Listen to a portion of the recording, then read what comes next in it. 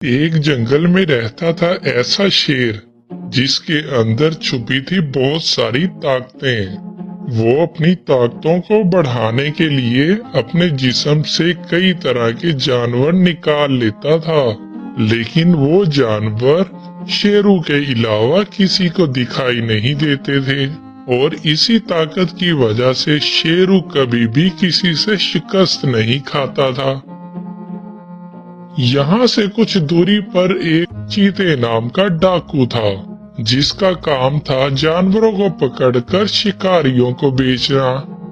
और इस बार उसने एक ऐसी जगह डाका मारा जहाँ पर उसके पास 40 से भी ज्यादा जानवर थे और वो उनको अपनी नजरों के सामने रखता ताकि उनमें से कोई भी भाग ना पाए। सिपाही, ध्यान से देखो, कोई जानवर कम तो नहीं है। नहीं महाराज, हमारे होते हुए इनमें से कोई नहीं भाग पाएगा। किसी की हिम्मत नहीं थी कि वो वहाँ से भाग सके, लेकिन एक ऐसी बच्ची ने सबको बचाने का कदम उठाया जो जिसामत में बहुत छोटी थी लेकिन जहानत में बहुत बड़ी थी। वो रात के वक्त अपनी माँ के पास एक खत छोड़कर चुपके से वहाँ से निकल गई। सुबह जब उसकी माँ ने वो खत पढ़ा तो वो परेशान हो गई क्योंकि उस खत में लिखा था, माँ, जब तक तुम ये खत पढ़ोगी तो मैं बहुत दूर जा चुकी होंगी। मुझे पता है मेरे चले जाने से तुम्हें बहुत परेशानी उठानी पड़ेगी और शायद बहुत से जुल्म भी सहने पड़े, लेकिन अब मैं अपना बदला लेकर ही रहूंगी। ये खत देखकर वो शेरनी बहुत परेशान थी, लेकिन शेरनी की बेटी रानी इस बदले की बात असल आज से कुछ दिन पहले सिम्बा शेर के पास तेजी से भागती हुई एक बकरी आती है। महाराज, आज मेरे पास के जंगल घास चढ़ने गई थी, लेकिन बहुत मुश्किल से मैं अपनी जान बचाकर भाग आई। महाराज, क्यों? तुम्हें आखिर किससे खतरा है? पास के जंगल में चीते नाम का एक डाकू अपने ही जंगल के जानवरों को कैद करके कुछ सिक्कों के एवज बेच देता है। आपके होते हुए उन जानवरों पर ऐसा जुल्म तो नहीं होना चाहिए ना महाराज? तुम फिक्र मत करो, हम अपने सिपाहियों को लेकर अभी वहीं पहुंचते हैं। सुनो, तुम सिपाहियों को जल्दी से खबर करो, हम अभी निकलेंगे। फिर सिम्बा शेर अपने सिपाहियों को लेकर चीते के जंगल पहुंचा। सिम्बा के सिपाहियों ने चीते को चारों तरफ से घेर लिया और उसके सिपाहियों को मार डाला। अब तुम्हें घबराने की कोई जरूरत नहीं है, तुम सब आजाद हो। सिम्बा उन सभी को आजाद करवा देता है और चीते डाकू को एक खुफिया जगह पर कैद करवा देता है। मेरा आज तक का ये सबसे बड़ा सौदा था जो सिम्बा ने आज बर्बाद करके रख दिया। वो खुद को जानवरों का मसीहा समझता है, लेकिन अब उसकी बर्बादी तय है। चीता जब अपने अंदर की ये भड़ास निकाल रहा था तभी सिम्बा का एक सिपाही वहाँ पर पहुँच जाता है। तुम्हारे अंदर की आग सिम्बा को बर्बाद कर सकती है, लेकिन अकेले तुम उसका कुछ नहीं बिगाड़ सकते। अगर तुम मेरे साथ मिल जाओ, तुम अपना बदला ही नहीं बल्कि सिम्बा के जंगल के जानवरों से करोड़पति भी बन सकते हो। वो सिपाही चीते को आजाद कर देता है और सिम्बा का वो सिपाही तेजी से भागता भागता अपने जंगल पहुंचता है। सालों से जिसने अपनी फिक्र किए बिना तुम्हें हर मुश्किल से बचाया, वो आज खुद एक जाल में फंस गया। ओहो, तुम पहेलियों में बात क्यों करते हो? साफ साफ बताओ, बात क्या है? महाराज सिम्बा किसी बात के सिलसिले में पास वाले राजा के पास गए थे, लेकिन वहाँ किसी बात पर बहस हुई तो साथ के जंगल वाले बादशाह ने महाराज को कैद कर लिया। अब हमें अपना वक्त बर्बाद नहीं करना चाहिए। चलो साथियों, सब साथ चलते हैं।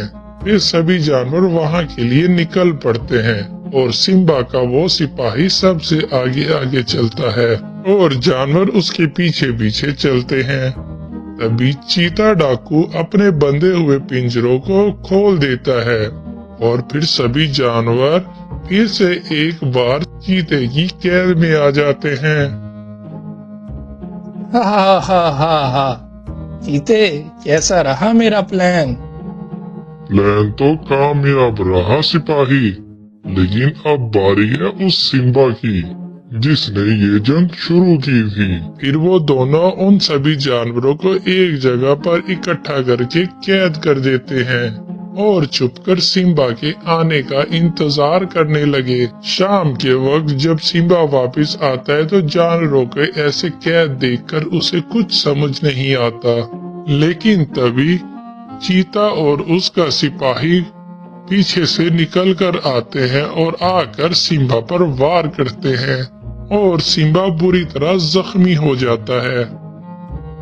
मैं किसी का उधार नहीं रखता सिम्बा, तेरा ये बदला मैं तुझे सूद समेत वापस करने आया हूँ। तेरे जानवर भी मेरे और तेरा जंगल भी। चीते ने बड़ी बेरहमी से सिम्बा को मार डाला था और शेरनी और उसकी बेटी रानी को भी कैदी बनाया हुआ था। तो ये थी आज से कुछ दिन पहले की कहानी। इधर रानी चलती चलती शेरू के जंगल पहुंच जाती है। दरअसल ये शेरू सिम्बा का पुराना दोस्त था। अरे बेटा रानी, तुम अकेली यहाँ पर कैसे आई? उसने सब बर्बाद कर दिया। वो जालिमों का भी जालिम है, मैं उसे नहीं छोड़ूंगी। बेटा क्या हुआ तुम्हें, और वो कौन है? फिर रानी ने सारी कहानी शेरू को बताई। उससे बदला लेने का एक ही तरीका है, उसे लालच देना होगा। मैं अपना सारा खजाना लेकर उसके पास पहुंचता हूँ।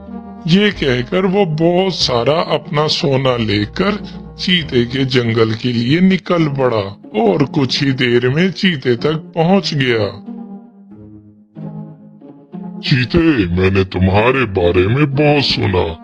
मैं अकेले ही तुम्हारे सिपाहियों के साथ लड़ना चाहता हूँ। अगर तेरे सिपाही मुझसे हार गए तो तुझे इन सारे जानवरों को आजाद करना होगा, और अगर मैं हारा तो ये जितना भी सोना है ये सब तुम्हारा।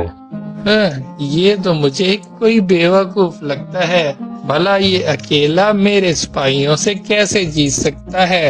ये सोचकर चीता अपने सिपाहियों को शेरू से लड़वाने के लिए तैयार हो जाता है।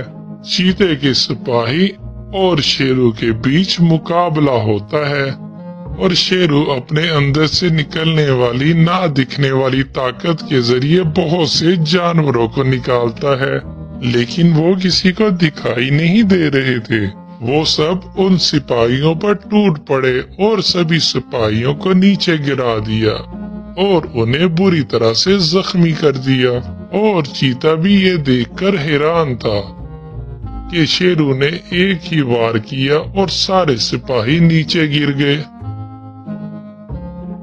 शर्त के मुताबिक ये मुकाबला मैं जीत गया। अब तुम इन सभी जानवरों को आजाद कर दो। नहीं, तुमने जरूर कोई गड़बड़ की है। मैं कभी नहीं हार सकता, और ना मेरे सिपाही। और फिर चीता उस सोने को उठाकर वहाँ से भागने लगता है, लेकिन तभी वहाँ पर सिम्बा का वही सिपाही आ पहुँचता है। इस बार शेरू उसे पकड़ लेता है और नीचे गिरा देता है। रुक जाओ चीते, अगर तुम एक कदम भी आगे बढ़े तो अपने इस सिपाही से हाथ धो बैठोगे। मुझे इसकी कोई परवाह नहीं। मैं सिर्फ दौलत से मोहब्बत करता हूँ और सारा सोना मेरे पास है। ये सुनकर सिम्बा का वो सिपाही बहुत गुस्से में आ जाता है और सोचने लगता है, मैंने अपने सच्चे महाराज को खोकर इस गद्दार का साथ दिया। अब तुझे मुझसे कोई नहीं बचाएगा।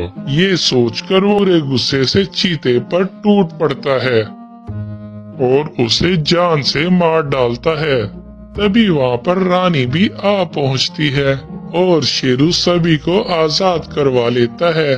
सिम्बा का सिपाही सबसे बहुत शर्मिंदा होता है और सबसे माफी मांगता है। इस तरह से जंगल फिर से आजाद और आबाद हो जाता है। तो आपको ये कहानी कैसी लगी? अगर पसंद आए तो वीडियो को लाइक और शेयर कीजिएगा और हमारे चैनल को सब्सक्राइब कीजिएगा।